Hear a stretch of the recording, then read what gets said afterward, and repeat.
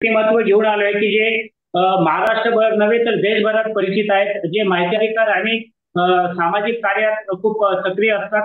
वास्तविक बघता महाराष्ट्राला माहिती अधिकार कायदा लागून 18 वर्ष प्लस होऊन चाललेले आहेत, तरी सुद्धा अजून अनेक उणिवा वाचतात आणि तेच आपण त्या शेणेकर सरांच्या तोंडून आपण काही महत्वाच्या बाबी ज्या अनेक सर्क्युलर आलेत, माहिती अधिकारातील शासन निर्णय आलेत, कायदा त्यावर अनेक अडचणी आल्या. त्यातच सरांनी एकदम चांगलं उल्लेखनीय काम केले आणि ते सर्व महाराष्ट्रभर आपण त्याचा प्रसिद्ध करण्यासाठी आम्ही सरांचा वेळ घेतला होता आणि सर आम्हाला आज मिळाले. वास्तविक शेड्यूल खूप बिझी असतो तरी सुद्धा त्यांनी आम्हाला वेळात वेळ काढून आपल्या निस्वार्थ सर्व कार्यकर्त्यांना आणि महाराष्ट्रातील माहिती अधिकार कार्यकर्त्यांना वेळ देणार आहेत. मी सरांना निमंत्रित करतो की सर आपण आपला परिचय देऊन बोलायला सुरुवात करा आणि नंतर प्रश्न उत्तरे घेऊ. नमस्कार, माझं नाव कमलाकर शेणॉय. मी मुंबईला राहतो. व्यवसायाने मी हॉटेल आहे.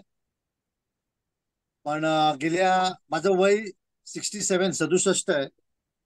गेल्या 10-12 वर्षापासून मी माझा धंदा मुलांना आणि भावाला सोपवून मुंबई आणि महाराष्ट्र इथे काहीतरी चांगलं घडावं आणि जे भ्रष्ट अधिकारी आहेत किंवा कामचोर अधिकारी आहेत त्यांच्या विरुद्ध कशी कारवाई करावी ह्याचं अवेअरनेस करण्याचा प्रयत्न करत आहे. माझ्याबद्दल सांगणं म्हणजे माझं पहिलं जे पब्लिक सर्व्हिस आहे ती 2012 साली सुरुवात झाली. ज्यावेळी आमच्याकडे BST नावाची इलेक्ट्रिक कंपनी आहे आणि त्या कंपनीने आमच्याकडनं ट्रान्सपोर्ट लॉस रिकव्हरी करायची ती मी 4 वर्ष सुप्रीम कोर्टापर्यंत लढून जवळजवळ इलेक्ट्रिसिटी 30 ते 35% कमी करायला लावली. तर तो माझ्या आयुष्यातला पहिलं पब्लिक इश्यू होता. त्यानंतर मुंबईच्या म्हाडामध्ये आहे 40,000 कोटी याचा फ्रॉड ओपन केला. 40,000 कोटीचा फ्रॉड आणि आता 3 लाख कोटीचा फ्रॉड माझं जवळजवळ फायनल झालंय. EOW कधी FIR रजिस्टर करतो याची वाट बघतोय. तसंच मुंबईमधले ज्या ब्रिजेस तोडले जात होते त्या तोडलेल्या ब्रिजेसना बनवणं म्हणजे हँकॉक ब्रिज हा गेले 10 वर्षापासून होत नव्हतं. मी हायकोर्टात PIL फाईल करून ते करून घेतलं. तसंच बरेचशा ब्रिजेस जे मजबूत होते त्यांना खोटं कमजोर आहे म्हणून सांगून तोडायचा प्रयत्न केला, त्यांना थांबवलं. आणि काही ब्रिजेस त्यांचे सँक्शन असून सुद्धा बिल्डरला फायदा व्हावा म्हणून आमच्या म्युन्सिपल कमिशनरने ते कॅन्सल केलेलं, त्यांनाही परत रिइन्स्टेट करायला लावलं. असे काही बरेचसे आहेत. पण ह्या माझे मुख्य कारण आहेत. रस्त्यावरचे खड्डे किंवा जे भ्रष्ट अधिकारी आहेत त्यांना प्रॉसिक्यूट करणं, ह्या अशा प्रकारचे मी कामं करतो. आता आपल्याला मला हे सांगायचंय की RTIची मी काही प्रमाणात तुम्हाला माझं जे नॉलेज आहे ते मी तुम्हाला शेअर करतो. मी काय तज्ज्ञ नाही, पण मार खाऊन शिकलेला माणूस आहे. त्यामुळे माझं काही चुकलं तर मला माफ करावं किंवा मला सुधारायला संधी द्यावी ही आपल्याला सर्वांना. आपला अभ्यास खूप दांडगा आहे. आपण यामध्ये खूप गाढा अभ्यास केलेला आहे. अनेक केसेस अंगावर घेतलेले आणि आता स्मार्ट कार्यकर्ता कसा व्हावा यासाठी नक्की आम्हाला आपलं मार्गदर्शन मुळात शनाय सर वयाच्या 66व्या वर्षी सुद्धा तरुण कार्यकर्ता म्हणून काम करतायत. खरं बघायला गेलं तर त्यांचा आदर्श महाराष्ट्रभर सर्व कार्यकर्त्यांनी घेतला पाहिजे आणि शनायकर सरांच्या सारखं कामाला आपण सुद्धा लागलं पाहिजे आणि काम केलं पाहिजे. खरं बघायला गेलं तर ते खूप छान काम करतात आणि त्यांनी केलेल्या कामाचा आता ते स्वतः आढावा घेणार आहेत. तरी त्यांच्या आपण मनोगत आपण त्यांच्या तोंडूनच ऐकून घेणार. शनायकर सर, मी आपणास विनंती करेन की आपण बोलूया. नमस्कार. आता माहिती अधिकाराचा वापर कसा करावा, हे इंट्रोडक्शन कसं करावं याबद्दल मी थोडक्यात आपल्याला सांगतो की RTI मध्ये मेन उद्देश जो आहे तो आपल्या प्रत्येक नागरिकांना ज्ञानी बनवणं, त्यांना इन्फॉर्मेशन त्यांच्याकडे देणं व त्यांना सतर्क सिटीजन बनवणं हा उद्देश आहे. आणि जिथे सतर्क सिटीजन्स आहेत तिथेच डेमोक्रेसी ही चांगली प्रमाणे चालू शकतात आणि आहे. त्यामुळे जेवढं होईल तेवढं प्रत्येक माणसाने आपलं ज्ञान कसं वाढवावं याच्याबद्दल RTI करावं. आपल्या आजूबाजूच्या गोष्टी, रस्ता, फुटपाथ किंवा प्रोजेक्टमध्ये कुठे पैसे कसे लागलेले आहेत याबद्दल आपण निश्चितपणे RTI मध्ये ऍप्लिकेशन करून त्याचे इन्फॉर्मेशन घेऊन जर त्यात काही चुकी असेल त्याचा पाठपुरावा करून त्याला योग्य मार्गावर नेणं किंवा लॉजिकल एंड पर्यंत नेणं हे प्रत्येक आपल्या सिटीजनचं, नागरिकाचं कर्तव्य आहे. हे तुम्ही मेहरबानी करत नाहीत या देशावर. तुम्हाला जर तुमच्या पुढच्या पिढीला जर चांगलं जीवन देण्याची तुमची इच्छा असेल तर हे तुमचं कर्तव्य आहे, आणि हे कर्तव्य जर भाग नाही पाडलं तर या देशाला पुढे कोणी वाचू शकणार नाही. आता आरटीआय करतेवेळी आपण थोडंसं शांत असावं, कारण काय असतं की तुम्हाला राग येतो एखाद्या पब्लिक सर्वंटने तुमचं ऐकलं नाही किंवा तुम्हाला उलट बोललो किंवा तुम्हाला चुकीची माहिती दिली तर तुम्हाला राग येतो, आणि तुम्ही त्या रागाच्या भरात जर आरटीआय ऍप्लिकेशन केलं तर तुमचं आरटीआय ऍप्लिकेशन कधीही बरोबर होऊ शकत नाही. म्हणून राग आला तर त्यावेळी आरटीआय ऍप्लिकेशन करायचं नाही, शांतपणे घरी बसायचं आणि मग विचार करायचं की मी हे आरटीआय ऍप्लिकेशन कशासाठी करतोय, यांनी या मुंबईचा, या महाराष्ट्राचा किंवा या देशाचा काय फायदा होऊ शकतो याचा विचार करून मग हातात पेन घ्या आणि थंड मस्तकाने तुम्हाला काय विचारायचंय याची नोंद करायला लागेल. ती नोंद करताना तुम्ही जर तुम्हाला प्रत्येक गोष्ट माहिती नसेल तर तुमच्यापेक्षा जे हुशार आहेत किंवा तुमच्यापेक्षा ज्यांना ज्ञान जास्ती आहे त्यांना तुम्ही कन्सल्ट करा आणि त्या हिशोबाने एक आरटीआय ऍप्लिकेशन त्या आरटीआय ऍप्लिकेशन तयार करताना तुम्ही त्या माहितीचं कसं उपयोग करणार आहे याच्याबद्दलही विचार करा. कारण तुम्ही माहिती घेतली आणि त्याचा जर उपयोग करूच शकत नाही मुंबईसाठी, महाराष्ट्रासाठी, तर त्या माहितीचं तुम्ही क्रिमिनल वेस्ट करता आणि पब्लिक सर्वंटला उगाच कामावर लावता. त्यामुळे माहिती वापरणं हे फार गरजेचं आहे. माहिती मिळवणं हे इम्पॉर्टंट नाहीये. माहिती मिळाल्यानंतर त्याचा सदुपयोग करून कसं मुंबई, महाराष्ट्र आणि या देशाला आपण त्याचा उपयोग करू शकतो याबद्दल त्याचं इम्प्लिमेंटेशन करणं, त्याला वापरणं हे फार इम्पॉर्टंट आहे. जर तुम्ही शांत डोक्याने आरटीआय केलात आणि जर तुम्ही हे ठरवलं की हे इन्फॉर्मेशन तुम्ही कशी वापरणार आहात तर तुमचा आरटीआय हा अतिशय सुंदर प्रमाणे तुम्ही लिहू शकाल. आता मेन गोष्ट काय येते की सेक्शन 2F मध्ये काय लिहिलंय की any information in any form, म्हणजेच काय की तुम्ही कुठल्याही प्रकारचं इन्फॉर्मेशन कसेही तुम्ही मागू शकता. आता हे करताना तुम्हाला काही लोक म्हणतात की प्रश्नार्थक विचारले आहे, काही लोक म्हणतात की हे 2F म्हणजे इन्फॉर्मेशनच्या व्याख्येत येत नाही, अशा काही चुकीच्या मार्गाने मला इन्फॉर्मेशन डिनाय करायचा प्रयत्न करतो. तर त्यासाठी आपण काय करावं ह्याबद्दल थोडक्यात मी तुम्हाला सांगू इच्छित की any information in any form म्हणजे तुम्ही प्रश्न उत्तरही विचारू शकता, कारण तुम्हाला त्यातलं ध्यान नसतं. म्हणून तुम्ही काही प्रश्न कसे असतात की बाबा रे तुम्ही एक कुठल्या कायद्याखाली केलं असं तुम्ही विचार, तर समोरची व्यक्ती काय करते, तिला माहिती द्यायची नसते, ती म्हणते तुम्ही प्रश्न विचारलात म्हणून आम्ही तुम्हाला देऊ शकत. त्यापेक्षा तुम्ही प्रश्नाची मांडणीच वेगळी करा की आपण कुठल्या कुठल्या मटेरियलवर आणि कायद्यावर अवलंबून राहून हे कार्य केलेलं आहे असं प्रश्न विचारा. परंतु 18/6/2012 वेबसाईट माझ्या वेबसाईटवर आहे आणि त्यामध्ये रत्नाकर गायकवाड साहेबांनी असं स्पष्ट डायरेक्शन दिले आहेत की प्रश्न उत्तराने सुद्धा विचारलेल्या इन्फॉर्मेशन द्यावं असं स्पष्ट उल्लेख आहे. त्यामुळे माझ्या वेबसाईटमध्ये kamlakarshenoy.com या वेबसाईटमध्ये जर आपण गेलात तर तुम्हाला हे सर्क्युलर, हे आदेश सापडतील. आणि एखाद्या माणसाने कोणी जर तुम्ही प्रश्न विचारलात म्हणून नाकारलं तर त्यांना ते दाखवा आणि त्यांच्या विरुद्ध अपील करून त्यांच्यावर कारवाई करण्याची पण मागणी करावी. त्यानंतर इन्फॉर्मेशन 2J काय म्हणतं की त्यांनी इन्फॉर्मेशन जे तुमच्याकडे आहे आणि तुमच्या कंट्रोलमध्ये आहे. आता प्रत्येक गोष्ट काय आपण पेपरावर उतरवत नाही, तुम्ही लिहिता की असं असं केलं, मग काय की हे कुठल्या सेक्शन खाली केलं, हे कुठल्या इन्फॉर्मेशन खाली केलं, हा प्रश्न तुम्हाला विचारायचा अधिकार आहे. कारण ह्या गोष्टी तुम्ही हेल्ड म्हणजे जो पब्लिक अथॉरिटी आहे याच्याकडे हे इन्फॉर्मेशन आहे, हे त्याच्या कंट्रोलमध्ये आहे आणि त्यामुळे हे त्यांनी देणं हे त्याचं कर्तव्य आहे.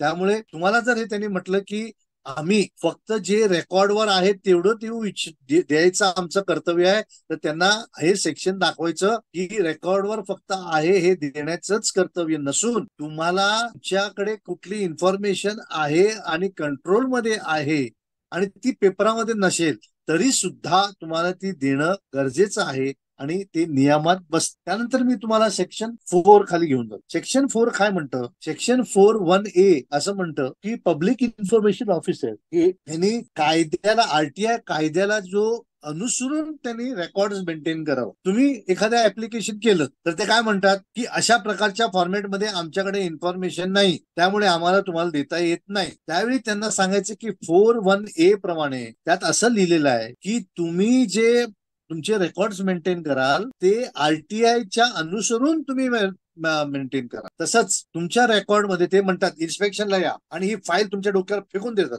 त्याच्यात एवढी धूळ असते आणि काय काय असतं. त्यावेळी प्रत्येक नागरिकाने हे त्यांना बघायचं असतं की प्रत्येक फाईल, तुमच्याकडे 10 फाईली दिली तर त्या प्रत्येक फाईलीला नंबर दिलेला आहे का, त्या प्रत्येक नंबर दिलेल्या फाईलीमध्ये इंडेक्स आहे का, कारण त्या इंडेक्स मध्ये पेज नंबर आहेत का. कारण तुमच्याकडे इंडेक्स तुम्हाला असा 500 पानांचा फाईल दिली, तुम्ही कसं शोधणार ते. म्हणून त्यांनी त्या फाईलमध्ये इंडेक्स करायचं असतं आणि प्रत्येक डॉक्युमेंट जे त्याच्यामध्ये आहे त्या तिथे लिहून, त्या डॉक्युमेंट समजा 5 पानाचं आहे तर 1 ते 5, मग दुसरं डॉक्युमेंट आहे ते 2 ते 6 ते 12, असं प्रत्येक डॉक्युमेंट कुठल्या पानावर आहे हे लिहिणं गरजेचं आहे. आणि तसं जर ते नसेल तर तुम्ही ते इन्स्पेक्शन नाकारा आणि तिथल्या तिथे व्हिडिओ रेकॉर्डिंग करा की यांनी कायद्याप्रमाणे फाईल मेंटेन केलेली नाही, त्यांनी कायद्याप्रमाणे रेकॉर्ड मेंटेन केलेलं नाही, म्हणून यांच्यावर पब्लिक रेकॉर्ड ऍक्ट सेक्शन 8 आणि 9 प्रमाणे त्यांच्यावर तुम्ही कारवाई करू शकता आणि FIR रजिस्टर करू शकता. काय विचारायचं होतं? सर माझा एक प्रश्न असा होता की मला जेवढं समजतं तेवढं की जी फाईल जे नोंदवही असेल, जी अभिलेख नोंदवही असेल तिला त्यांच्या वरिष्ठाकडून प्रमाणित करून ठेवावी लागते नसतं पहिल्या पानावर की ही नोंदवही या कामासाठी प्रमाणित करून देतो असं म्हणून. नाही नाही नाही नाही, त्या फाईलीचं प्रत्येक 10 फाईली दिली तर 10 त्यांनी ते रेकॉर्ड असं मेंटेन करायचं आहे की त्याच्या त्या प्रत्येक फाईलीला त्यांनी नंबर दिलं पाहिजे. त्या नंबर दिल्यानंतर तुम्हाला कळतं की या फाईलमध्ये 1 नंबर मध्ये माझे डॉक्युमेंट आहेत. आता ते 1 नंबरच्या डॉक्युमेंट मध्ये इंडेक्स पाहिजे. इंडेक्स म्हणजे कळलं ना तुम्हाला, समोर सिरियल नंबर 1 हा डॉक्युमेंट आणि हा पेज नंबर, जसं आपण कोर्टात प्रोड्यूस करतो सिनॉप्सिस, तसं त्यांनी ते केलंच पाहिजे. पण हे काय करतात, हे अशी फाईल आणतात, आडवी तिडवी तुमच्या डोक्यावर फेकून देतात आणि म्हणतात तुम्ही शोधून काढा. त्यामुळे शोधून काढणं हे आमचं कर्तव्य नाही, शोधून काढणं हे PIOचं कर्तव्य आहे. पण तुम्ही इन्स्पेक्शन ज्यावेळी घेता त्यावेळी ह्या गोष्टीवर लक्ष ठेवा की त्या फाईलला नंबर आहे, त्या फाईलला इंडेक्स आहे आणि त्या इंडेक्स मध्ये कुठल्या पानावर कुठले डॉक्युमेंट आहे ते लिहिलेलं आहे आणि प्रत्येक पानाला पेज नंबर दिलेला आहे ह्याची खात्री करून घ्या. असे जर मेंटेन केलेलं नसेल तर निश्चितपणे त्याचं व्हिडिओ काढा, व्हिडिओ काढून त्यांच्यावर कारवाई करण्यासाठी वरिष्ठांकडे कंप्लेंट करा, डिसिप्लिनरी ऍक्शन्स. आणि तसेच त्या PIOनी व्यवस्थित रेकॉर्ड मेंटेन केलं नाही म्हणून section 8 section 9 public record act प्रमाणे तुम्ही पोलीस स्टेशनला जाऊन त्यांच्या विरुद्ध कंप्लेंटही फाईल करू शकता. तुमची आपण सर जी तिथल्या एक तक्रारमध्ये सुद्धा तक्रार नोंदवू शकतात का अशा प्रकारचे की यांनी अशा प्रकारे अभिलेख व्यवस्थित नंबरिंग केलं नाही किंवा त्याच्यात कुठेतरी कमी जास्त केलंय म्हणून. हा, मग त्याच्यावरून कळणार ना तुम्हाला, ते पेजिंग आणि असेल तर पेजिंग नसेल तर त्यांनी पान काढलं असेल, पान फेकलेलं असेल तर कसं कळणार तुम्हाला. त्यामुळे सर माझा प्रश्न असा होता सर की तिथे जी तक्रार येते त्या कार्यालयातल्या, त्या कार्यालयाच्या तक्रारीमध्ये सुद्धा नोंदू शकतो का आपल्याला जर अवलोकनाला बोलवलंय आणि त्यांनी नंबरिंग केली नाही किंवा गठ्ठा आहे आणि धूळ मातीने भरलेली आहे आणि त्याचा असा व्हिडिओ केलेला आहे आणि एक तक्रार तुम्ही 4.1B खाली गेलात तर 120 दिवसात त्यांनी ह्याच्या बी पासून A1 पासून ते 17 पर्यंत आहे ह्या गोष्टीचं त्यांनी नमूद करावं. त्यामध्ये मेन इम्पॉर्टंट काय आहे की त्या एम्प्लॉईचं पॉवर काय आहे, त्याची ड्युटीज काय आहेत. मग एखादं डिसिजन घेतलं त्यांनी, एक बांधकाम करायचं डिसिजन घेतलं तर बांधकाम करायच्या डिसिजन्सला तुम्ही काय प्रोसिजर फॉलो केली हे विचारणं तुमचं अधिकार आहे. आता हे तुम्ही विचारलं की तुम्ही कुठल्या पद्धतीने याला सँक्शन दिलं तर तो प्रश्न होत नाही. त्यांना सांगायचं सेक्शन 4.1A प्रमाणे 4.1B प्रमाणे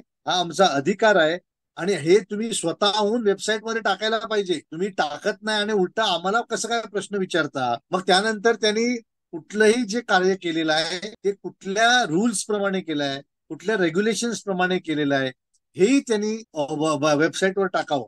त्यामुळे एखादं डिसिजन कुठल्याही माणसाने जर घेतलं, पब्लिक सर्वंटनी जर घेतलं तर त्यांची प्रोसिजर काय फॉलो, त्यांनी रूल्स अँड रेग्युलेशन्स काय फॉलो केले हे विचारणं आणि हे तुमचं कर्तव्य आहे आणि त्यांनी देणं हे सुद्धा एक कर्तव्य आहे, ते तुम्हाला नाकारू शकत नाही. तसंच त्यांनी कुठलीही फॉर्मॅलिटी करायच्या अगोदर पॉलिसी डिसिजन घ्यायच्या अगोदर त्यांनी ह्या गोष्टी लोक हितासाठी पब्लिश करावी आणि लोकांचं मत घ्यावं असं सेक्शन 41C म्हण. आणि काही डिसिजन झाल्यानंतर ते डिसिजन तुम्ही कुठल्या कारणासाठी घेतले याचे कारणही त्यांनी नोंदवावं आणि तुम्हाला त्याचं जर सॅटिस्फॅक्शन असेल तर तुम्ही कोर्टात जाऊ शकता.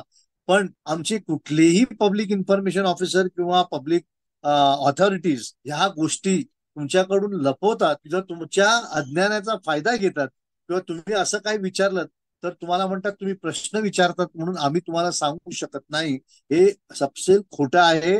आणि तुम्ही कुठल्याही आरटीआय ऍप्लिकेशन किंवा कुठल्याही पब्लिक ऑफिसर्सकडे जाताना तुम्ही व्हिडिओ रेकॉर्डिंग करू शकता आणि करावं.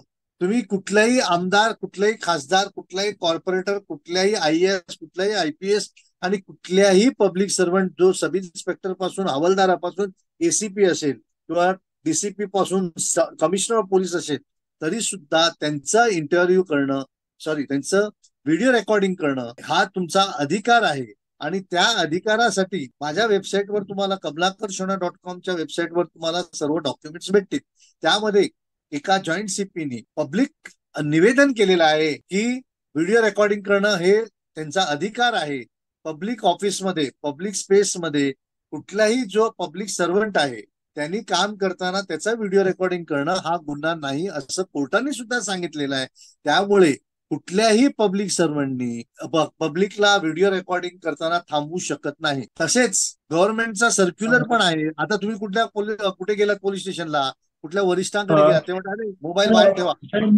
तर इथे एक प्रश्न होता. समजा अशा वेळेस त्यांनी थांबवलं किंवा आपला मोबाईल हिसकवला किंवा असं काही कृत्य घडत असेल तर अशा वेळेस आपण काय करायला पाहिजे एक जागृत मतदाता म्हणून? मोबाईल ते घेतलं तर त्यांच्यावर रॉबरीची केस होते. ते तुमचा मोबाईल घेऊ शकत नाही. मोबाईल खेळण्यासाठी त्यांना तुमच्यावर FIR केलं पाहिजे आणि FIR करून मग ते तुमच्याकडे घेऊ शकतात. पण व्हिडिओ रेकॉर्डिंग करणं हा गुन्हा नाही असं हायकोर्टाने सुद्धा सांगितलेलं आहे. आणि कमिशनर ऑफ पोलिसनी सुद्धा त्याचा व्हिडिओ आहे, तो माझ्या वेबसाईटवर आहे. आणि तसंच सर्क्युलर सुद्धा काढलेला आहे की तुम्ही पब्लिक सर्वंटचा पब्लिक ऑफिसमध्ये किंवा पब्लिक स्पेसमध्ये त्यांनी कुठे त्याची कर्तव्य बजावताना तुम्ही फोटो व्हिडिओ काढू शकता. कारण तो एव्हिडन्स आहे. तुम्ही मालक आहात, ते सेवक आहेत आणि सेवकांनी काम कसे करतात याचं निगराणी ठेवणं हे आपल्या मालकाचं काम आहे. त्यामुळे व्हिडिओ रेकॉर्डिंग करणं हे कोणी थांबवू शकत नाही. माझ्याकडे असे 2-3 इन्सिडेंट्स पण झाले. मी म्युन्सिपाल्टीत IAS ऑफिसरच्या समोर हे करताना व्हिडिओ करताना त्यांनी सेक्युरिटीला बोलवलं. सेक्युरिटी माझे मोबाईल खेचायला आले. म्हटलं खबरदार माझ्या मोबाईलला हात लावला तर मी तुमच्याशी कुठल्याही परिस्थितीत लढीन. माझ्या मोबाईलला जर हात लावला तर एवढं लक्षात ठेवा. आणि त्यांनी हे करताना मोबाईलच्या रेकॉर्डिंग मध्ये येणारच आहे. आणि मोबाईल रेकॉर्डिंग नेहमी लाईव्ह करायचं. लाईव्ह म्हणजे फेसबुक लाईव्ह करा, कारण तो कुठेही डिलीट होत नाही. तो माणूस तो अख्ख्या जगभराला पोचतो. त्यामुळे उद्या तुमच्याकडे दादागिरी करून तुमचा मोबाईल जबरदस्तीने घेतला आणि त्यातनं डिलीट केलं तर तुम्हाला त्रास होईल. म्हणून तो इमिजिएटली तुम्ही मोबाईल रेकॉर्डिंग चालू करतानाच फेसबुक लाईव्ह करायचं. म्हणजे प्रत्येक माणूस ते बघतोय की यांनी काय केलेलं आहे. आणि ते रेकॉर्डिंग झाल्यानंतर आणि ज्यांनी जर तुमचं मोबाईल खेचलं किंवा काय केलं तर त्यांच्यावर कायदेशीर गुन्हा नोंदवू शकतो. आणि तो गुन्हा कॉग्निजेबल ऑफेन्स आहे आणि त्यांना त्याच्यामध्ये अरेस्ट पण होऊ शकतो. त्यामुळे ते तुम्ही हे सर्वांना आम्हाला सांगायचं आहे की व्हिडिओ रेकॉर्डिंग मालक आहात तुम्ही. आम्ही कोण आहोत? सिटीजन. आम्ही मालक आहोत. आणि IAS IPS आमदार, खासदार, कॉर्पोरेटर हे आमचे सेवक आहेत. त्यांना मालक समजू नका. आजपर्यंत तुम्ही आमदार, खासदार, कॉर्पोरेटर, IAS IPS यांना तुम्ही तुमचे देव समजता, मालक समजता.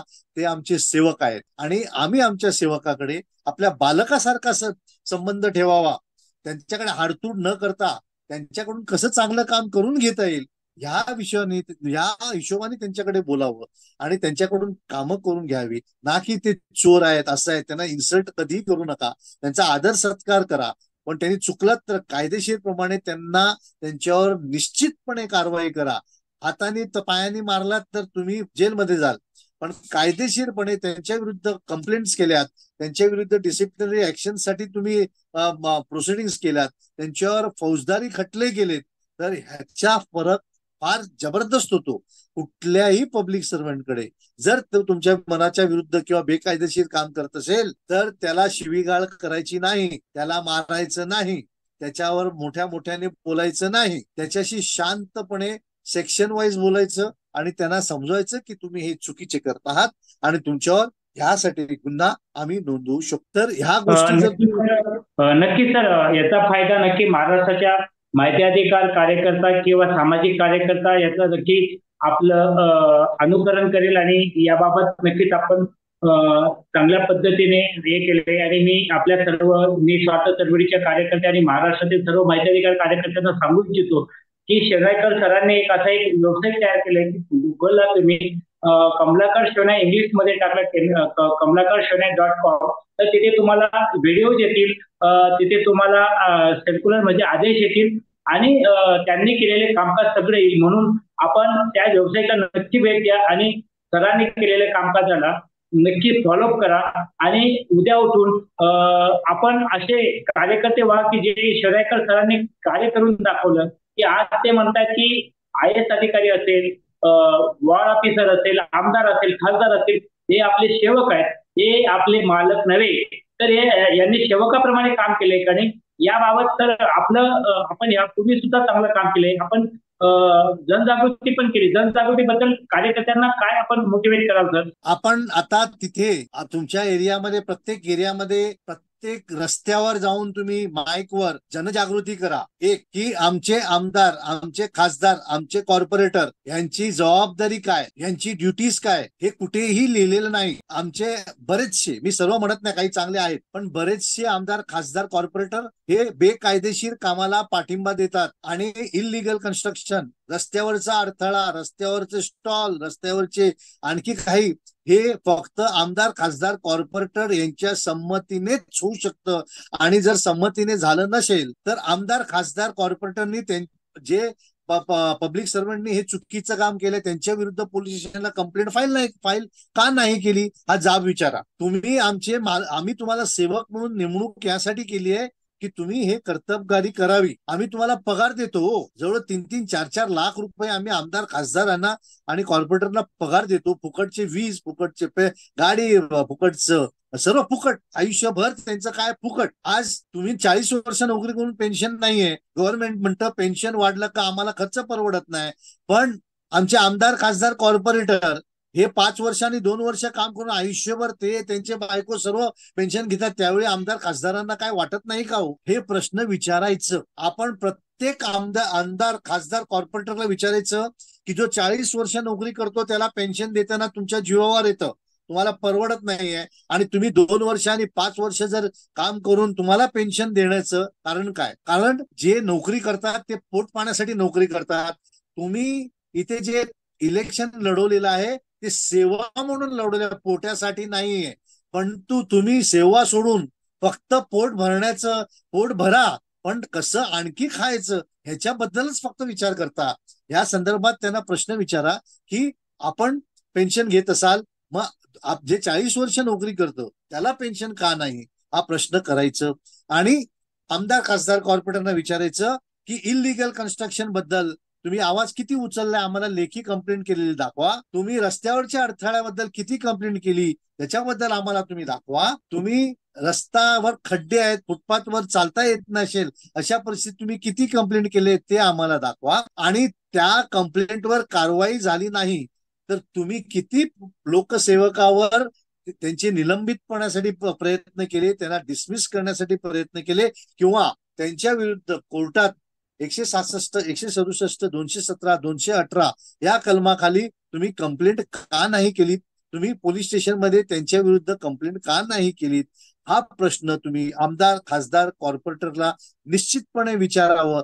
तरच त्यांना जाब बसेल की आता आमचे मालक जागृत झालेत. आतापर्यंत आम्ही मालकाला सेवकासारखे दाबून ठेवलेलं, पण यापुढे मालक जागृत झाले असल्यामुळे आता आम्हाला व्यवस्थितपणे काम करणं गरजेचं आहे.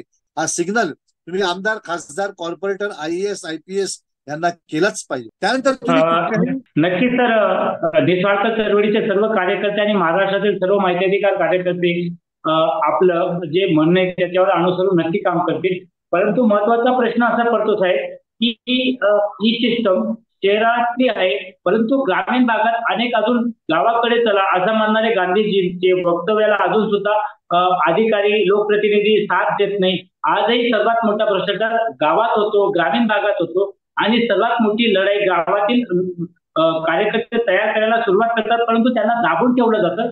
तर अशा आमच्या ग्रामीण भागातील कार्यकर्त्यांसाठी आपण कुठल्या प्रकारे संदेश द्याल की जे त्यांना उभारी येईल आणि त्यांच्यामध्ये नवचैतन्य निर्माण होऊन ते लढायला सुरुवात करतील? पहिली गोष्ट म्हणजे आतापर्यंत आपण हेच ठरवत होतो की आमदार, खासदार, कॉर्पोरेटर हे आमचे मालक आहेत. आता तुमच्या लक्षात आलं की ते तुमचे सेवक आहेत. मग तुम्ही आता सेवकाकडनं काम करून घेणे प्रत्येकाचा आपापला पर्याय आहे. मग त्यांना सांगा आम्ही व्हिडिओ काढतो. व्हिडिओ काढताना आता कुठलाही माणूस व्हिडिओ समोर खोटं बोलणं त्याला कठीण होतं. त्यामुळे अशा प्रकारे तुम्ही जर व्हिडिओ प्रत्येक जो करप्ट माणूस आहे, जो काम करत नाही, त्याचा व्हिडिओ काढला. समजा त्यांनी रस्ता बरोबर नाही केला, त्या रस्ता बरोबर नाही त्याचा व्हिडिओ काढा. मग त्याच्या ऑफिसला जा आणि दोघं तिघं जायचे. एक त्याला दाखवेल की हा रस्ता बरोबर नाही, तुम्ही काय केलं, आणि दुसरा त्याचा व्हिडिओ काढेल की तो काय उत्तर देतो, आणि तो व्हिडिओ तुम्ही फेसबुक, ट्विटर आणि प्रत्येक ठिकाणी टाका.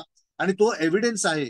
त्यानंतर तो एव्हिडन्स घेऊन कडे जा, IAS कडे जा आणि IAS पण तुम्ही व्हिडिओ रेकॉर्डिंग करा. तुम्हाला जर त्यांनी आदेश दिले की मोबाईल बाहेर ठेवा, तर मी माझ्या वेबसाईटवर तुम्हाला सापडेल की मोबाईल बाहेर ठेवण्याचं कुठल्याही प्रकारचं गव्हर्नमेंटचं आदेश नाहीये. त्यामुळे कुठलंही IAS किंवा IPS तुम्हाला मोबाईल बाहेर ठेवा हे सांगू शकत नाही. आणि हायकोर्टाची जजमेंट आहे की तुम्ही व्हिडिओ रेकॉर्डिंग करू शकता. त्यामुळे कुठलंही IAS, IPS, आमदार, खासदार, कॉर्पोरेटर तुम्हाला व्हिडिओ रेकॉर्डिंगसाठी थांबवू शकत नाही. आता तुम्हाला काय पाहिजे? तुम्हाला मनोधैर्य पाहिजे, तुम्हाला हिंमत पाहिजे. आणि ती हिंमत कधी येते? ज्यावेळी तुमच्याकडे ज्ञान असतं त्यावेळेला. आणि मी ते ज्ञान आज माझ्याकडनं जे मी काय 30 वर्षात शिकलेलो आहे, तुमच्याशी मी फुकट या एका तासात मी तुम्हाला सर्व ज्ञान देतोय जे मी 30 वर्षात शिकलेलो आहे. त्यामुळे तुम्ही उद्यापासूनच ह्या ज्ञानाचा उपयोग करावा आणि त्याचं बद्दल सर्वांना त्याचं पब्लिसिटी करावी, जेणेकरून महाराष्ट्र, मुंबई आणि या देशातला प्रत्येक माणूस या जे करप्ट आमदार, खासदार, कॉर्पोरेटर, IAS, IPS आहेत त्यांचं व्हिडिओ रेकॉर्डिंग करून त्यांचं पर्दाफाश करतील आणि या देशाचं जे ऍडमिनिस्ट्रेशन आहे त्याला इम्प्रूव्ह करण्याचा प्रयत्न करतील. नक्कीच सर, आपण जे माहिती दिली त्याच्यातून नक्कीच याचं अनुकरण आमचे कार्यकर्ते नक्कीच करतील. सर, आम्हाला एवढी विनंती आहे की जे कार्यकर्त्यांना मनोधैर्य पाहिजे आहे, जे कार्यकर्ते आजही खचलेले आहेत, त्याच्यातून त्यांना आपल्या या मुलाखतीतून नक्की फायदा होईल अशी मी आशा व्यक्त करतो. की सर, आम्हाला सर्वात महत्वाचा प्रश्न असा पडतो की माहिती अधिकार हा कायदा जनतेसाठी आहे, परंतु माहिती अधिकार जोडपत्र जेव्हा दाखल होतं तेव्हा तो अर्ज पब्लिश केला जातो. त्याबद्दल आपलं याच्यात काय मत आहे की पब्लिश का करू नये, पब्लिश करण्यात मागचं धोरण काय, पब्लिश नाही करायच्या बाबत अनेक आदेश पण निघाले, तरी सुद्धा सर्रासपणे जर माहिती अधिकारी त्याचं उल्लंघन करतो आणि तेव्हा त्याला कशा प्रकारे आपण हे घेतलं पाहिजे? जनमाहिती अधिकारी जर उल्लंघन करत असेल तर आपण हे सर्क्युलर लिहून घ्या. 31/3/2008 आणि 25/6/2019 हे माझ्या वेबसाईटवर आहे. त्याप्रमाणे तुम्ही ज्यावेळी अपील फाईल कराल त्या अपीलमध्ये स्पष्ट लिहा की प्रथम अपील अधिकाऱ्यांनी ह्या PIOच्या विरुद्ध स्टेट इन्फॉर्मेशन कमिशनरला रिकमेंडेशन करावं की त्यांच्यावर डिसिप्लिनरी ऍक्शन घ्यावं. हे त्यांनी करणं कर्मप्राप्त आहे. आणि तसंच महाराष्ट्र शासनाचं GR आहे 10/8/2009 ते सुद्धा माझ्या वेबसाईटवर आहे. तर त्या अनुसरून तुम्ही त्यांच्यावर ऍक्शन घेतलीच पाहिजे. आता PIOनी जर तुम्हाला इन्फॉर्मेशन नाकारली तर तुम्ही फर्स्ट अपील करता. तर फर्स्ट अपीलच्या हिअरिंगला तुम्ही काय करता? कॅबिन मध्ये जाता, दरवाजा बंद. त्यामुळे तो तुम्हाला शिव्या देतो का तो तुमच्याशी उद्धट बोलतो हे कोणाला कळत नाही. तर ओपन हिअरिंग हा तुमचा अधिकार आहे. त्यामुळे कुठल्याही ऑफिसमध्ये गेलं तर त्याला सांगायचं आम्हाला हा दरवाजा उघडा पाहिजे, आम्हाला ओपन हिअरिंग पाहिजे, ज्यामुळे आम्ही जे बोलतो ते लोकांना कळलं पाहिजे की आम्ही काय बोलतो. तसेच तुम्ही त्या अपीलसाठी आज जातेवेळी किंवा एखाद्या मीटिंगसाठी आज जातेवेळी तुम्ही व्हिडिओ रेकॉर्डिंग लाईव्ह फेसबुकवर चालू ठेवूनच आत घुसायचं. म्हणजेच त्याची प्रक्रिया तो व्हिडिओ बंद करायचा बोलूच शकत नाही. बोलला तर तो अडथळतो किंवा त्याने मोबाईलवर हात टाकला का ते त्याच्यावर दिसतं. त्यामुळे त्याच्यावर पुन्हा आपण रेकॉर्ड करू शकता. त्यामुळे कुठल्याही ऑफिसमध्ये जायच्या अगोदर तुमचं लाईव्ह फेसबुक व्हिडिओ चालू ठेवूनच जा.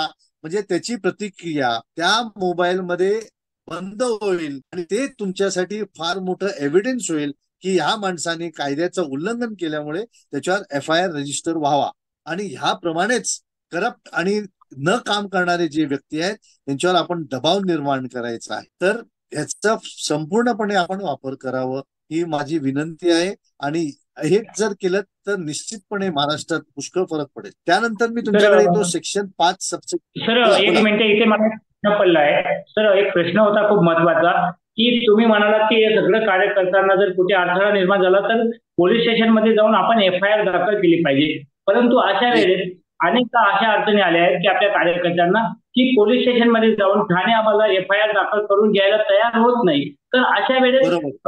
FIR ची प्रक्रिया कशी असायला पाहिजे किंवा ठाणे अंमलदाराशी आपण कशी वागलं पाहिजे किंवा त्यांनी आपल्याला कसे रिप्लाय दिला पाहिजे आणि आपण त्यांना कसं फॉलोअप घेतला पाहिजे. FIR बाबत जरा थोडं सविस्तर सांगितलं बरं होईल साहेब. आता ज्यावेळी तुम्हाला कंप्लेंट फाईल करायची आहे तर तुम्ही स्वतः कंप्लेंट फाईल करू नका, वकिलांचा आधार घ्या. कारण तुमच्या ड्राफ्टिंग मध्ये आणि वकिलांच्या ड्राफ्टिंग मध्ये पुष्कळ फरक असतो. तुमच्या ड्राफ्टिंग मध्ये गुन्हा निष्पन्न होईल की नाही हे सांगता येत नाही, कारण तुम्हाला तेवढं IPC CRPCचं ज्ञान नसतं. त्यामुळे तुमच्या ड्राफ्टिंग मध्ये काही नाही तर काही चुका काढून पोलीस तुम्हाला परत पाठवतो. पण तुम्ही वकिलाकडून ड्राफ्टिंग करून घ्यावं ही माझी सर्वांना नम्र विनंती. ड्राफ्टिंग करून गेल्यानंतर पहिलं तुम्ही ईमेल पाठवायचं, डायरेक्ट पोलीस स्टेशनला कधी जायचंच नाही. आता ईमेल काढून तुम्ही जर कंप्लेंट केली तरी सुद्धा त्यांना त्याच्यावर कारवाई करायला लागते, हे तुम्हाला माहिती आहे. आणि ते एव्हिडन्स पण होतं, हे तुम्हाला सर्व माहितीच असेल. तर पहिलं काम काय करायचं की कंप्लेंट ड्राफ्ट केल्यावर ईमेल पाठवायचं त्या लोकल पोलीस स्टेशनला, त्या लोकल DYSP ला आणि त्या लोकल SP ला, किंवा मुंबईत असेल तर ACP आणि DCP यांना त्या ईमेलद्वारे कळवायचं. आता नवीन कायद्याप्रमाणे त्यांना 15 दिवस दिलेले आहेत, पण जुन्या कायद्याप्रमाणे फक्त 2च दिवस होत. मग त्यानंतर आठवड्याभरात तुम्ही DCP पत्र लिहायचं 154(3) खाली. आपण ज्यावेळी पोलीस स्टेशनला कंप्लेंट फाईल करतो तो 154 CRPC, आता तो बदली झालाय, BNSS झालाय तो. त्याचं सेक्शन मला आता काय माहिती नाहीये, मला ते पुस्तक वाचायचं. मी अजून काही पुस्तक मला मिळालेलं नसल्यामुळे मी अभ्यास करू शकलो नाही. पण मी आता जे काय CRPC सेक्शन बोलतो ते जुन्या पद्धतीचं आहे. ते तुम्ही नवीन पद्धतीत कुठलं सेक्शन आहे ते तुम्ही बघून त्या हिशोबाने ऍप्लिकेशन करावं. आणि ते ऍप्लिकेशन केल्यानंतर पोलिसांनी आताच्या नवीन कायद्याप्रमाणे काहीतरी त्यांना 14 दिवस ते इन्क्वायरी करू शकतात आणि त्याच्यानंतर त्यांनी FIR रजिस्टर करावं. त्यांनी नाही केलं मग तुम्हाला DCP कडे जायला लागेल. मग DCP नाही केलं मग तुम्हाला कोर्टात जायला लागेल आणि कोर्टात जाऊन निश्चितपणे त्यांच्यावर तुम्हाला ऍक्शन घेता येईल. माझी ही विनंती आहे की तुम्ही म्हणाल कोर्टात गेलं तर आमचे पैसे जाणार, आम्ही एवढे पैसे कुठून आणणार. माझी तुम्हाला सर्वांना एकच विनंती आहे की बायकोनी जेवायला बाहेर जायचं ठरवलं की तुम्ही काय नाही म्हणू शकता का. आज तुम्ही एक जेवण जेवायला कमीत कमी 1000-2000 रुपये खर्च करता. 8-15 दिवस पिकनिकला बाहेर जाता तर 50,000 लाख रुपये खर्च करता. ज्या महाराष्ट्राने तुम्हाला एवढं पैसे खर्च करण्याची ताकद दिलेली आहे, त्याच त्याच महाराष्ट्राला तुम्ही एक आयुष्यातून 1 लाख 2 लाख रुपये देऊ शकत नाही. 40 वर्ष मनुष्य काम करतो, त्या 40 वर्षात जर रोजचे 10 रुपये ठरवले तर आयुष्यभरात 2 लाख रुपये तुम्ही जमा करता. ते 2 लाख रुपये तुम्ही फक्त आणि फक्त भ्रष्ट अधिकाऱ्याला जेलमध्ये घालण्यासाठी वापरा. किंवा आमच्यासारखी जी माणसं आहेत जे कामं करतात त्यांना आम्हाला पैशाची नेहमीच कमी असते, कारण एवढे काम करताना पैसे कमी पडतात. त्यामुळे आम्हाला मदत करा की बाबा रे तुम्ही हे काम करताय आमच्याकडून थोडेसे घ्या, तुम्ही असं चांगलं काम करता. आम्हाला नाही द्यायचं असेल तर देऊ नका, परंतु तुमचे स्वतःचे पैसे तुम्ही कमीत कमी 2 ते 3 ऑफिसर्सना जेलमध्ये घालण्याचा प्रयत्न करावाच, अशी माझी सर्वांना विनंती आहे. भ्रष्ट अधिकाऱ्यांना, चांगल्या अधिकाऱ्यांच्या पाठीशी ठामपणे उभे राहा, त्यांच्या पाठीवर हात ठोकता, त्यांना प्रोत्साहन द्या, त्यांना असं वाटू द्या की आजही मुंबईत, महाराष्ट्रात आणि भारतात चांगल्या माणसांची कदर करणारे व्यक्ती आहेत. हे अनुभव प्रत्येक चांगल्या अधिकाऱ्याला झालाच पाहिजे. आपण प्रत्येक अधिकाऱ्याला चोर आहे म्हणून न समजता जे चोर आहेत फक्त त्यांच्यावरच कारवाई करा आणि जे चोर नाहीत त्यांच्याकडे आदर सत्कार आणि नमस्कारानेच वागावं, ही माझी सर्वांना विनंती आहे. कारण तेही माणसं आहेत आणि त्यांनाही आमच्यासारखं कुठेतरी भावाची गरज असते, आदराची गरज असते, प्रेमाची गरज असते. ह्या आपण तुम्ही चांगल्या आणि हॉनेस्ट म्हणजे इमानदार पब्लिक सर्वंटला दिलंच पाहिजे. हे तुमचं कर्तव्य आहे, हे माझं म्हणणं आहे. तर नक्कीच तुम्ही छान प्रकारे आम्हाला मुलाखत केली आणि छान प्रकारे माहिती दिली. नक्कीच याचा फायदा महाराष्ट्रातील कार्यकर्त्यांना होईल. आम्हा सर्व निस्वार्थ चळवळीच्या एक आपणास विनंती आहे साहेब की आमचं सेमिनार गुरुवारी आणि रविवारी असतं आणि ही जी सर्व मुलाखत आहे आम्ही महाराष्ट्रभर प्रसारित तर करणारच आहोत. जर आपला वेळ अमूल्य वेळ जर आम्हाला दिला निस्वार्थ चळवळीच्या कार्यकर्त्यांना तर नक्कीच याचा फायदा सर्व कार्यकर्ते नक्कीच घेतील. आणि मी आपणास आमंत्रित करेल सर की येत्या गुरुवारी जर वेळ असेल तर गुरुवारी 8 ते 10 नाहीतर रविवारी नक्कीच आपण आम्हाला वेळ द्यावी अशी मी आपणास हात जोडून सर्व कार्यकर्त्यांकडून निमंत्रण देतो.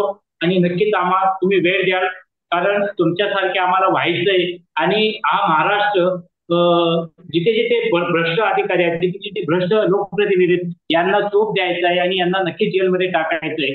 नक्कीच तर आपण छान प्रकारे आम्हाला मुलाखत दिली त्याबद्दल आम्ही निस्वार्थ चळवळी करून आपले ऋणी राहू आणि आभारी सुद्धा राहू की आम्हाला जे ज्ञान तुम्ही 30 वर्षे लाट्या काट्या अंगावर घेऊन जे संघर्ष करून हे ज्ञान मिळवलं ते ज्ञान आम्हा सर्व कार्यकर्त्यांना मोफत आणि निशुल्कपणे आपण एका शब्दावर राजी झालात आणि आम्हाला देण्यासाठी मुलाखत देण्यासाठी राजी झालात. नक्कीच आम्ही तुमचे ऋणी राहू.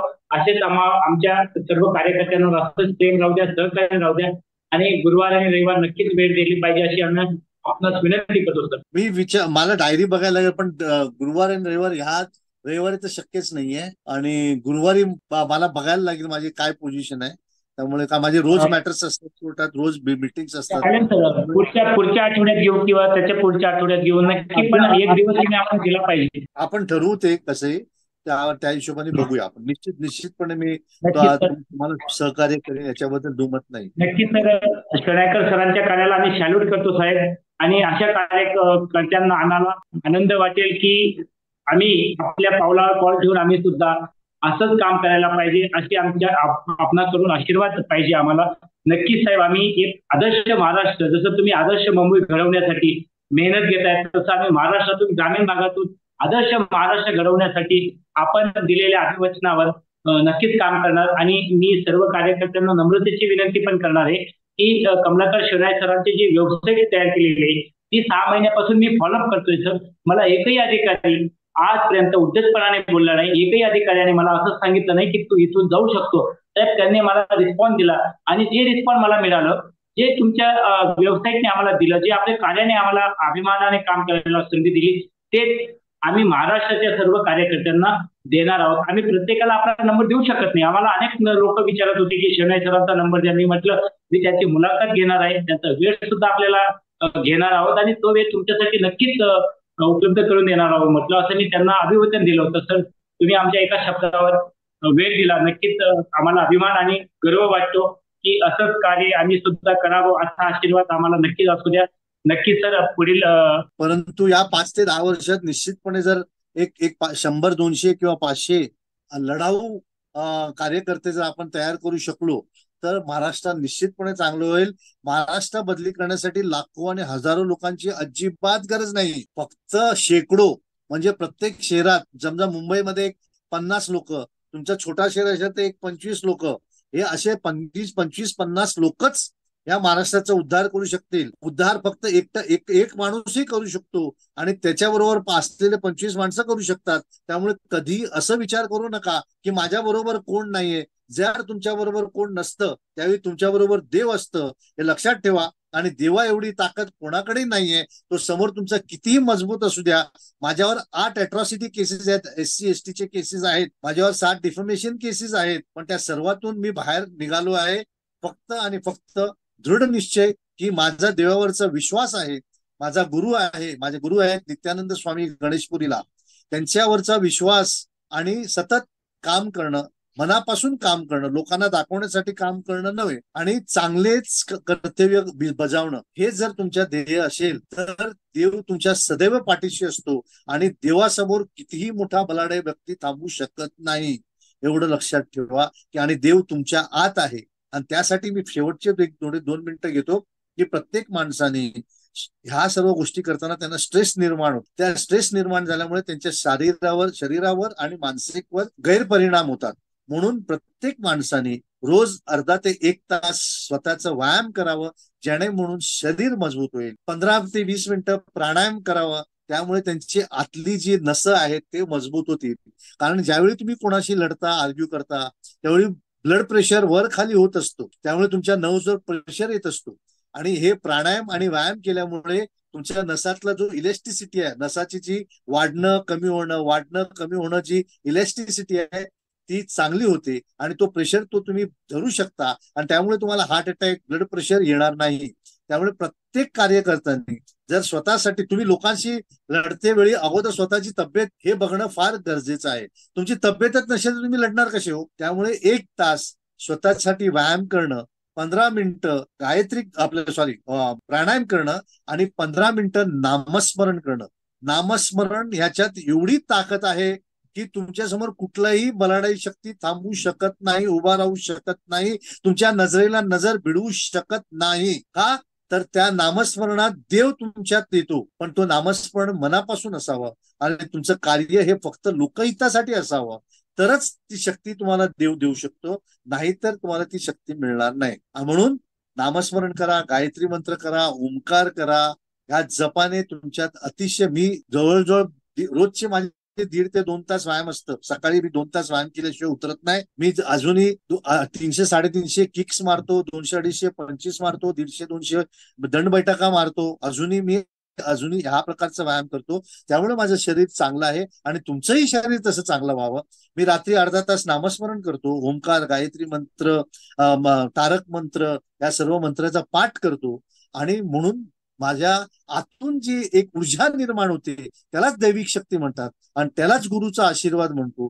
ते तुमच्यात तुम्ही जागृत करावं, आणि त्या शक्तीचा पुरेपूर उपयोग करून या या देशद्रोही लोकांच्या विरुद्ध लढणं हे आपलं कर्तव्य होईल, आणि देवही आपल्याला साथ देईल. आणि हे एवढं म्हणून मी तुम्हाला सांगतो की हे जरूर करावं, आणि तुमच्या 3 ते 6 महिन्यात तुमच्यात किती फरक जाणवेल हे बघा. नक्कीच साहेब, तुम्ही माहिती अधिकारासोबत स्वतःच्या शरीर आणि भविष्यातील ब्लड प्रेशराबद्दल सुद्धा तुम्ही चांगलं मार्गदर्शन केलं. खरं म्हणायला गेलं तर एखादा कार्यकर्ता अधिकाऱ्यांजवळ जातो आणि तो अधिकारी फक्त एवढंच बघतो की हा गरम कसा होईल, हा भांडण कसा उपस्थित करेल, याच्याकडे त्यांचं लक्ष केंद्रित करतात. परंतु तुम्ही तो सुद्धा गुरुमंत्र आम्हाला दिला की नक्कीच आम्ही शांतपणे आमचं ब्लड प्रेशर कसं मेंटेन करता येईल, आमची तब्येत कशी काय शांत ठेवता येईल, आणि आम्ही शांततेने आम्ही जनहिताचं काम कसं काय करणार, हे नक्कीच आपल्या समोर लवकरच आम्ही कामारूपी आपणास हे देणार आहोत, गुरुदक्षिणा. तर मी एक गुरुदक्षिणा आपणास देऊ इच्छितो की मी 6 महिन्यापासून एक जनहिताचं काम करत होतो, आणि मी ते सिद्ध करून दाखवलं की एक काम मी 6 महिन्यापासून हाती घेतलं होतं की जे एक आमचा पंचायत समितीचा व्हिडिओ 19 प्रकारचे डॉक्युमेंट घेत होता, आणि मी त्याला सांगितलं की साहेब, या शासन निर्णयाप्रमाणे, या सर्क्युलर प्रमाणे एवढे डॉक्युमेंट घेणं चुकीचं आहे, आणि याच्यात एवढेच डॉक्युमेंट आहेत. तर त्यांनी माझं म्हणणं ऐकून घेतलं, आणि त्या दिवसापासून ती कार्यालय मला नक्की सहकार्य करते. मला फक्त एवढं म्हणायचंय, हे सर्व शेनायकर सरांच्या कृपा आशीर्वादाने फक्त एकलव्याने फक्त ते द्रोणाचार्याचा पुतळा उभा केला होता, त्याप्रमाणे सर आम्ही तुम्हाला आमच्या समोर मांडणी करतो, आणि आम्ही तुम्हाला आठवतो की शिवनायकर सर जर मुंबई सारख्या एवढ्या मोठ्या याच्यात काम करू शकतात, तर आम्ही छोट्या छोट्या कार्यात का काम करू नये, आम्ही कुठे कमी पडतोय त्याच्यात आम्ही भर देतो. नक्कीच सर, आम्ही आपणास गुरु मानतो, आणि याप्रमाणे नक्की आपण आपलं जे कार्य आहे ते मी गुगलवर सर्व शोधून काढलेलं आहे. तुमचे सगळे सेक्युलर वाचून ठेवलेले आहेत, आणि मीच नाही तर माझे सर्व कार्यकर्ते सुद्धा वाचतात, आणि त्याच्यातून प्रेरणा मिळते, आणि नक्कीच काम करतो. आज सुद्धा माझी 3 वाजता मीटिंग होती साहेब. मी शिक्षण अधिकाऱ्यांना सांगितलं की सर, तुम्ही लोकसेवक आहेत, तुम्ही खुर्चीवर बसण्याचे पगार घेत नाही, तर तुम्ही लोकांचे कामं करण्याचे पगार घेतात, आणि लोकांची कामं जर होत नसतील तर तुम्हाला आम्ही खुर्चीवर बसू देणार नाही, शांतता लागू देणार नाही. तर त्यांनी मान्य केलं की बुवा, तुम्ही जे मांडणार, तुम्ही जी मांडणी केली ती सत्य आहे, ती जनमाहिती अधिकाऱ्याची ते चूक दिसून येते, आणि नक्की आम्ही तुम्हाला 7 दिवसाच्या आत दोघींचं म्हणणं ऐकून आम्ही आदेशित करेल, आणि तुम्हाला लागणारी माहिती उपलब्ध करून देऊ.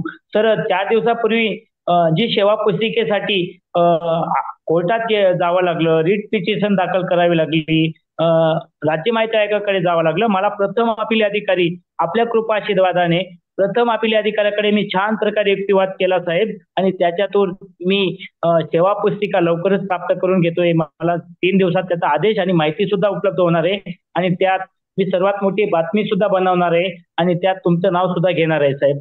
मला अभिमान या गोष्टीचा वाटतो की तुम्ही 66 वर्ष वय असताना सुद्धा देशहिताचं, जनहिताचं, देशाचं काहीतरी देणं आहे म्हणून भगतसिंग सारखं कार्य करत असाल तर आम्हा तरुणांनी का करू नये हा आम्हाला पडलेला प्रश्न असतो. आणि आम्ही निस्वार्थ चळवळ यासाठीच उभी केली की लोकांनी संघटना केल्या, संस्था उभ्या केल्यात आणि पैसा गोळा करतात.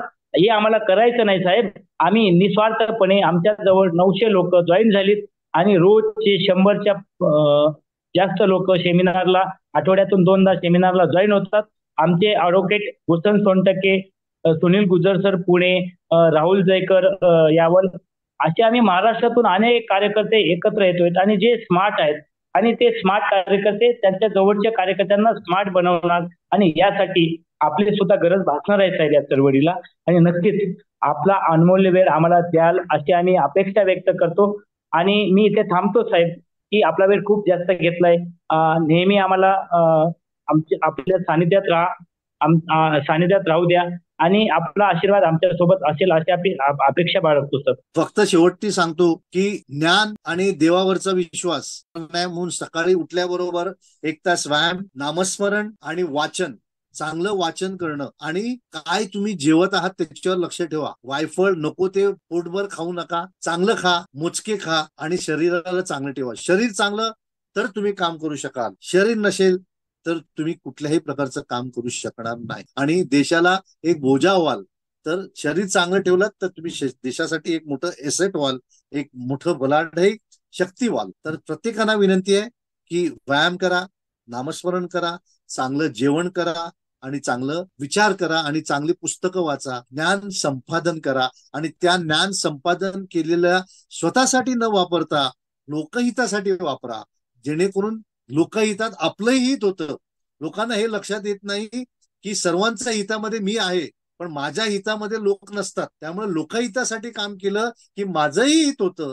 हे लक्षात ठेवलं तर या देशाचं निश्चितपणे चांगलं होईल आणि आपण या पुढच्या 5 वर्षात निश्चितपणे करू. आणि तुम्ही नंदुरबारला मोठी जर एखाद्या मीटिंग ठरवली, तिथे पुऱ्या महाराष्ट्राचं एक अधिवेशन ठरवा, आम्ही निश्चित येऊ तिकडे आणि आमचं जे काय ज्ञान आहे ते तुमच्या बरोबर आम्ही शेअर करू, तो वाटू आणि महाराष्ट्राला आणखी चांगलं करण्याचा आपण प्रयत्न. जय हिंद. नक्कीच सर. जय हिंद. जय हिंद. थांबूया सर. नक्की याचं आम्ही आयोजन करतोय आता लवकरच की जर असं एखादं अधिवेशन जर घडवता आलं तर नक्की घडवण्याचा प्रयत्न करू. नक्की आपला वेळ आम्हाला दिला त्याबद्दल आम्ही आपल्या ऋणी राहू आणि निस्वार्थ चळवळ नक्की आपल्या शब्दांवर, आपण दिलेल्या मार्गदर्शनावर अनुकरण करून पावलावर पाऊल ठेवून नक्की कार्य करेल आणि निस्वार्थ कार्य करेल. ना लेने का न देने का, लेकिन मेरे देश का जो भी पैसा गलत काम को गया है वो वापस लेके रहेगा, यही हमारा मूल मंत्र आहे. हे आमचं मूल मंत्र आहे साहेब आणि याच्यातून आम्ही साध्य करणार. आणि नक्कीच सर आपण इथं थांबूया. खूप वेळ घेतला आणि आम्हाला वेळ दिला त्याबद्दल आम्ही नक्कीच आपले ऋणी